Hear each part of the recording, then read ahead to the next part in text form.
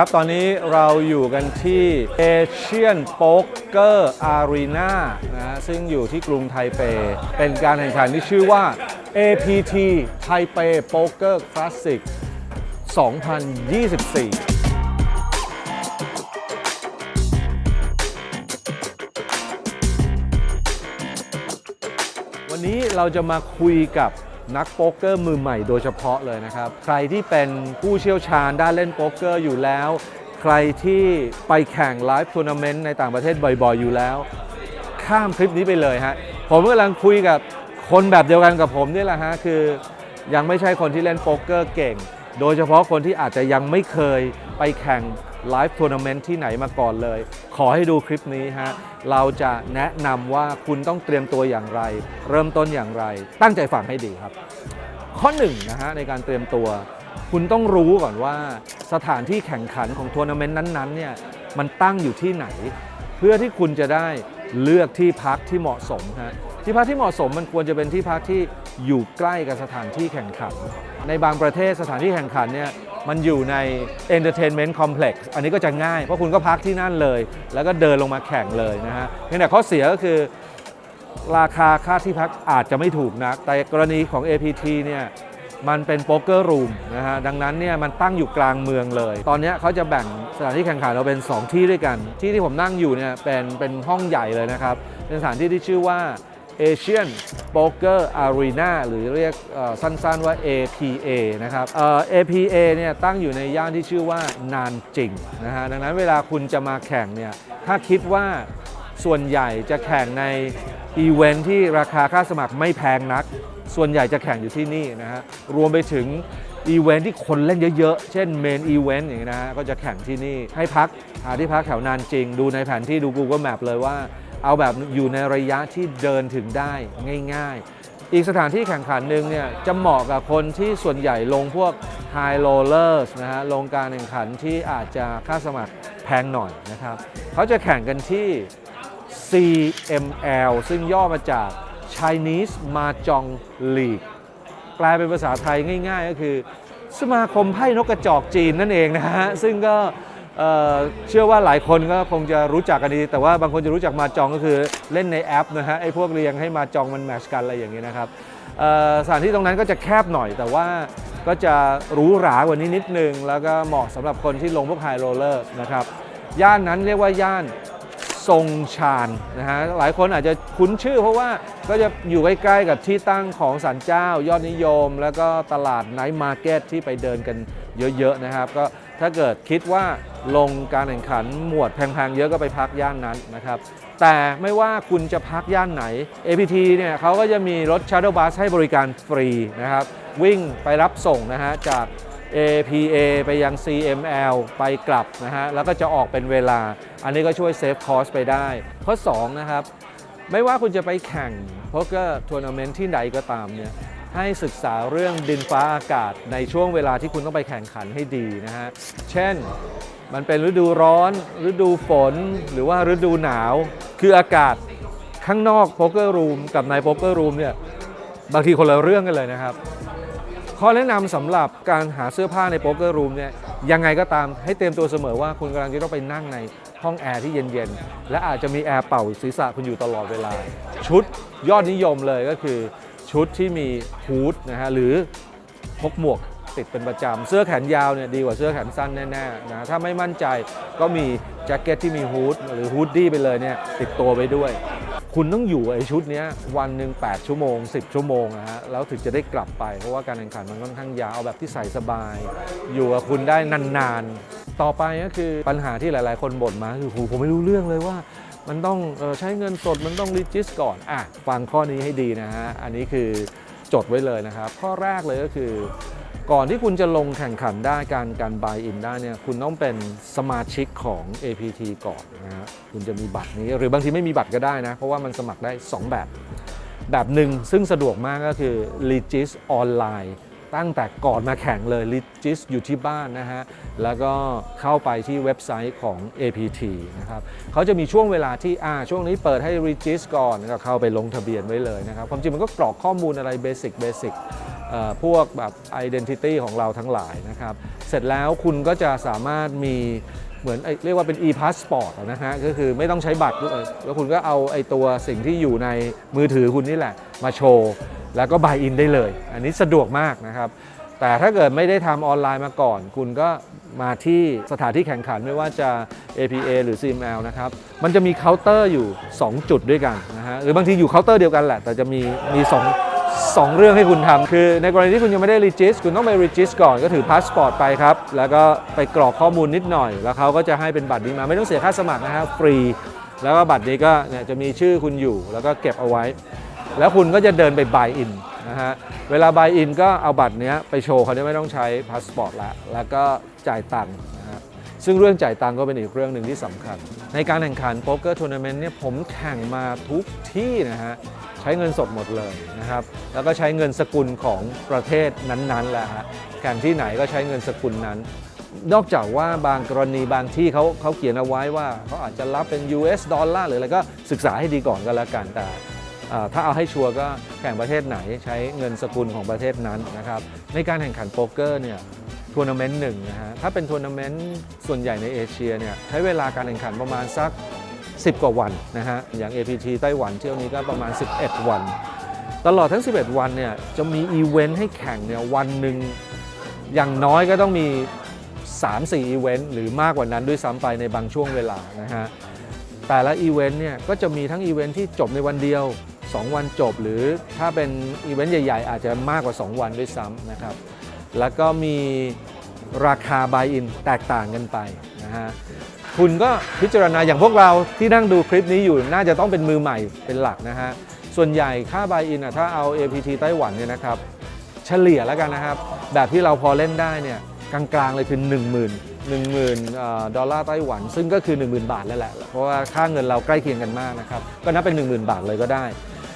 แต่ที่พิเศษกว่านั้นก็คืออีเวนท์ที่ APT เนี่ยมีตั้งแต่แบบ 2,000 บาทก็เล่นได้แล้วนะฮะมีอีเวนต์หนึ่งเป็น Women Event สมัครเฉพาะผู้หญิงเท่านั้นก็ถ้าสมัครแค่ 2,000 บาทหรือพวกอีเวนต์พิเศษอีเวนต์สนุกอย่างเงี้ยนะฮะก็จะค่าสมัครไม่แพงนะฮะแต่ก็มีไปถึงแบบแพงๆเลยแบบ 300,000 บาทก็มีสำหรับพวก High Rollers ทั้งหลายนะฮะแต่ว่าผมเชื่อว่าพวกเรามือใหม่ก็ดูพวกราคาประมาณนี้หลักพันแล้วก็ประมาณหมื่นต้นๆนะครับแต่ในกรณีที่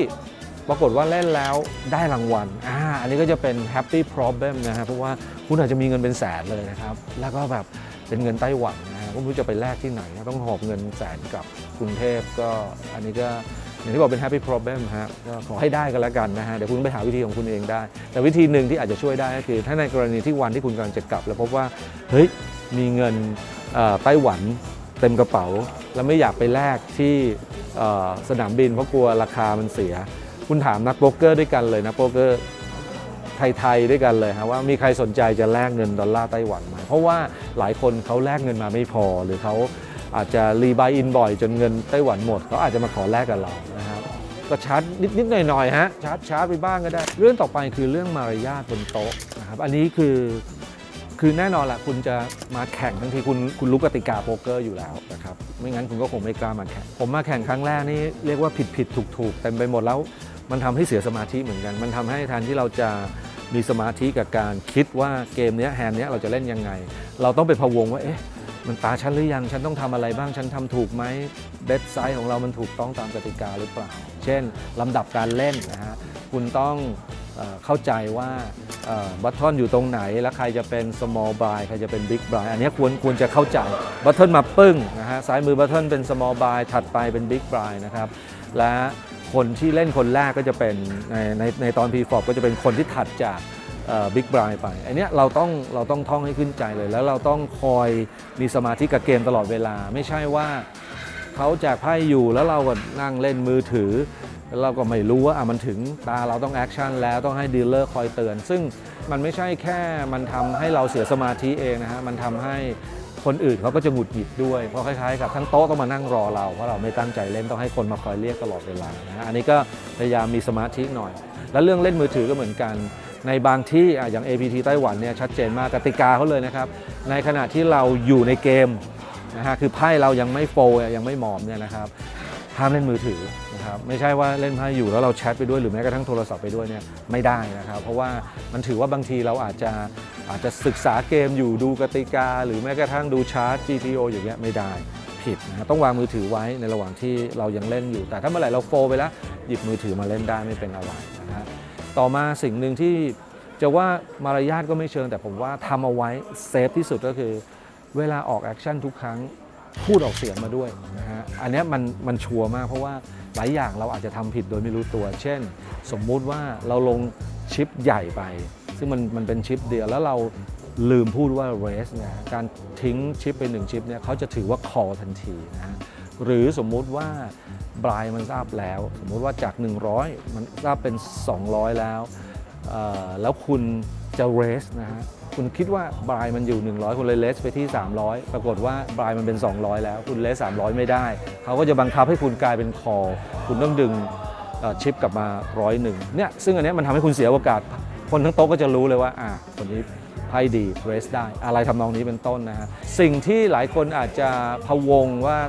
เวลาพูดต้องพูดออกเสียงก็คือพูดในภาษาอังกฤษไม่เก่งนะภาษาอังกฤษที่ใช้บนโต๊ะโป๊กเกอร์ง่ายมากครับสิ่งที่คุณต้องรู้ก็มี 1 2 3 4 5 6 7 8 9 10 1,000 ก็คุณก็ลงเหรียญ 1,000 ไปแล้วก็บอกว่าวันนะฮะหรือแม้กระทั่งลงเหรียญ 5,000 ไปแล้วบอกว่าวันเขาก็เข้าใจว่า1,000นะฮะดังนั้นเนี่ยไม่ได้ซับซ้อนขนาดนั้นนะฮะภาษาอังกฤษข้อต่อมาที่เราต้องเข้าใจที่เราต้องรู้นะฮะบนโต๊ะนะก็มี call fold raise bet นะฮะ all in แค่นี้เองครับคือมันมีอยู่แอคชั่นมันมีอยู่เท่านี้นะที่เหลือก็ yes no okay อะไรก็ว่าไป beautiful good love you นะฮะพวกนี้เชื่อว่าทุกคนพูดเป็นอยู่แล้วนะครับกับอีกการหนึ่งที่ผมเห็นเขาทำผมก็รู้ว่าทำไมนะฮะแต่ว่าเวลาที่เกิดมันจบแล้วแบบคนนี้ไพ่ดีมากหรือเทสอัพกับเราแล้วเราชนะเขาแพ้ไม่รู้เขาจะเคาะโต๊ะ3 ทีเสมอครับคิดอะไรไม่ออกนะฮะรู้สึกอยากผูกมิตรกับคนในโต๊ะนะฮะหันไปยิ้มให้เขาแล้วก็เคาะโต๊ะ3 ทีมันเป็นภาษาสากลเป็นโค้ดลับฮะเมื่อไหร่ก็ตามรู้กันนะเหมือนเป็นการส่งไมตรีจิตให้กันนะฮะแม้กระทั่งเราชนะเขาก็เคาะ3 ทีเขาชนะเราก็เคาะ3 ทีขอให้จำไว้เรื่องการเช็คถ้าไม่พูดก็แอคชั่นก็คือการเคาะนะฮะซึ่งมันเคาะยังไงก็ได้มีตั้งแต่ต้องทำให้เขาเห็นชัดๆนะฮะก็สูตรเคาะทั่วไปเวลาเรานึกถึงคำว่าเคาะใช่ไหมเราก็แต่ไม่ค่อยมีคนทำแต่ทำได้ก็ขอให้รู้ว่าเคาะนะฮะอย่างนี้ก็ได้แปลว่าเคาะเวลาเคาะ3 ทีเนี่ยต้องมั่นใจว่าแทนมันจบไปแล้วนะเคาะระหว่างเกมเดี๋ยวเขาจะเข้าใจว่าเราเช็คนะฮะรักษาระเบียบร่างกายให้ดีเวลาจะเบสนะฮะมันจะมีเส้นอยู่บนโต๊ะเสมอนะฮะเพื่อความปลอดภัยเราเป็นมือใหม่เรานับชิปให้ดีก่อนที่จะลงไปนับให้มั่นใจก่อนแล้วระหว่างที่เรานับอยู่เนี่ยเรามีสิทธิ์นับนะฮะตราบใดที่เรายังไม่ดันชิปเข้าไปแปลว่าเรายังไม่ได้เบสนะฮะนับให้มั่นใจนะฮะอย่าไปนับหลังเส้นโดยเฉพาะเมื่อเราไม่พูดเนี่ยอันนี้คือข้อเสียของการที่คุณแอคชั่นโดยไม่พูดนะฮะคุณเอาชิปลงไปแล้วก็นับทีละชิปเนี่ยบางทีเขานับชิปแรกแล้วบอกว่าคุณ call เลยนะฮะดังนั้นเนี่ยทางที่ดีนับให้เสร็จก่อน 1,500 แล้วก็พูดไป 1,500 เอาให้ชัดๆพูดก่อนจะเข็นชิปลงไปยิ่งปลอดภัยเข้าไปใหญ่เลยนะครับ call เนี่ยพูดได้เลยโดยยังไม่ต้องลงชิปไปก็ยังได้นะครับและอีกข้อหนึ่งที่ผมโดนมาแล้วด้วยตัวเองนะฮะก็คือ protect your cards นะฮะก็คือรักษาปกป้องไพ่ของคุณให้ดีนะฮะระหว่างที่เรายังอยู่ในเกมเนี่ยปลอดภัยที่สุดนะฮะไม่มีอะไรเลยคือเอามือจับไพ่ไว้นะฮะแต่ว่าเขาห้ามยกไพ่ออกจากโต๊ะนะฮะไพ่ต้องติดโต๊ะอยู่ตลอดเวลาเราแง้มดูได้นะครับไม่ใช่เอามาเก็บอยู่อย่างนี้หรือบางคนเอามาขึ้นมาลุ้นแบบเป็นป๊อกเด้งเลยอย่างนี้ไม่ได้นะฮะต้องวางอยู่บนโต๊ะแง้มดูแล้วก็เอามือจับไว้ตราบใดที่ไพ่มันยังอยู่ในมือเราเนี่ยไม่พ้นเส้นออกไปเนี่ยนะฮะแปลว่าเรายังอยู่ในเกมนะฮะหรือถ้าไม่มีอะไรเลยชิปของคุณเป็นคาร์ดโปรเทคเตอร์ได้นะครับก็คือเมื่อไหร่ก็ตามเอาชิปวางไว้บนไพ่ก็รู้กันว่าคุณยังอยู่ในเกมอันนี้ต้องระวังให้ดีผมเคยโดนรวบเอซคิงมีเอซคิงอยู่แล้วไม่ได้โปรเทคตัวเองแล้วดีลเลอร์เขาก็รวบไปซึ่งจริงๆ มันก็ก้ำกึ่งเพราะว่าเกมนั้นจริงๆดีลเลอร์ก็ถือว่าไม่รอบคอบนะฮะเพราะรวบไพ่ไปโดยที่จริงๆผมยังอยู่ในเกมแล้วก็ไพ่ก็ยังไม่ได้พ้นเส้นไปแต่ในที่สุดแล้วถ้าเราไม่โปรเทคไพ่ของเราโวยไม่ได้ดังนั้นโปรเทคไพ่ของคุณให้ดีข้อสุดท้ายอันนี้คือไม่ใช่แค่เรื่องเสื้อผ้าอย่างเดียวมันคือสิ่งที่คุณควรจะมีติดตัวนะฮะเวลาที่คุณเดินมาแข่งขันในวันแข่งขันนะครับแน่นอนพาสปอร์ตนะว่าเราแข่งต่างประเทศหลายครั้งมันอาจจะต้องใช้ในการยืนยันตัวตนไอ้พวกการ์ดที่คุณสมัครไว้แล้วเนี่ยนะครับไอ้ตัวเนี่ยนะฮะพกติดตัวไว้เพราะมันต้องใช้ในการบายอินทั้งหลายถ้าเกิดคุณรีจิสแบบดิจิตอลมาก็อย่าลืมไปพกมือถือหน้าจอนั้นไว้กับตัวนะครับต่อมาก็คือแน่นอนก็เงินสดนะฮะก็ต้องพกมาเพราะว่ามันจะต้องใช้ในการบายอินนะครับในบางทัวร์นาเมนต์เขามีน้ำเปล่าให้ดื่มฟรีแจกกันเป็นขวดอันนี้ก็จะง่ายหน่อยแล้วก็แค่เดินไปหยิบนะฮะแต่บางทัวร์นาเมนต์เช่น APT ไต้หวันเนี่ยน้ำเปล่าจะเป็นคูลเลอร์นะฮะดังนั้นเนี่ยถ้าเกิดคุณมีทัมเบอร์มาเองคุณก็จะเซฟค่าน้ำเปล่าไปได้ทั้งวันนะครับหรือถ้าเกิดคุณไม่ได้เอาทัมเบอร์มาอย่างน้อยก็ไอ้ขวดน้ำที่คุณซื้อมาแล้วคุณก็เก็บไว้นะฮะแล้วก็ใช้ซ้ำอันนี้ก็จะเซฟนะฮะอาหารการกินข้าวสารอาหารแห้งอันนี้สำคัญมากเพราะว่าโครงสร้างของการแข่งขันแต่ละอย่างเนี่ยโดยส่วนใหญ่แล้วเนี่ยมันจะเล่นต่อเนื่องยาวมากนะครับยิ่งคุณเล่นเก่งก็ยิ่งอยู่ยาวเรากำลังพูดถึงแบบ6ชั่วโมง8ชั่วโมง10ชั่วโมงแล้วก็จะมีการเบรกเนี่ยเป็นระยะบางที2ชั่วโมงเบรกทีแล้วเบรกที15นาที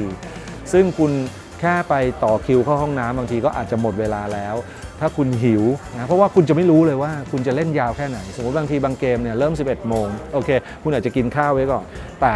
คุณอาจจะถูกเล่นยาวไปจนถึง2ทุ่มเลยกว่าจะจบแปลว่ามันอาจจะต้องมีมื้อเย็นที่คุณจะต้องเจออยู่ระหว่างการเล่นหรือแม้กระทั่งสมมุติสักบ่าย3คุณเริ่มหิวอย่างเงี้ยนะครับสิ่งที่ผมแนะนำนี่เนื้อแห้ง สามารถฉีกกินได้เลยทันทีนะครับมีโปรตีนนะฮะอันนี้ก็จะเป็นมันฝรั่งเจลเพิ่มพลังนะฮะ9แคลอรี่ด้วยนะฮะจะได้แบบดีต่อสุขภาพนะฮะผมเห็นนักวิ่งเขาใช้กันนี่เรานักโป๊กเกอร์เราก็ต้องมีตัวนี้เอาไว้เพิ่มพลังให้เรานะฮะลูกอมพวกอะไรที่มันบางทีมันต้องเคี้ยวๆแล้วก็แล้วพวกยาพ่นคอแล้วซึ่งอันนี้ผมว่าแต่ละคนก็ลองอัดแอปกันเอาเองดูนะฮะน้ำที่มีฝาปิดขวดที่มีฝาปิดอย่างนี้ผมพกเอาไว้นะฮะสามารถคือพวกกระป๋องเนี่ยอย่าไปซื้อเพราะบางทีกินไม่หมดแล้วมันหกอันนี้เราปุ๊บแล้วก็ใส่ไว้ในกระเป๋าเราได้วางไว้บางทีผมก็วางไว้บนโต๊ะมันดูเกะกะบางทีผมก็วางไว้ข้างหลังเนี้ยนะฮะมันก็ไม่หกนะฮะมันก็จะค่อนข้างสะดวกมากนั่นแหละครับคือการรอดชีวิตในการแข่งขันโป๊กเกอร์หวังว่าครั้งหน้าเราจะได้ไปเจอกันที่ทัวร์นาเมนต์ไหนสักที่หนึ่งหรือถ้าจะให้ดีก็ไปเจอกันที่ Final Table นะครับขอให้โชคดีทุกท่านครับ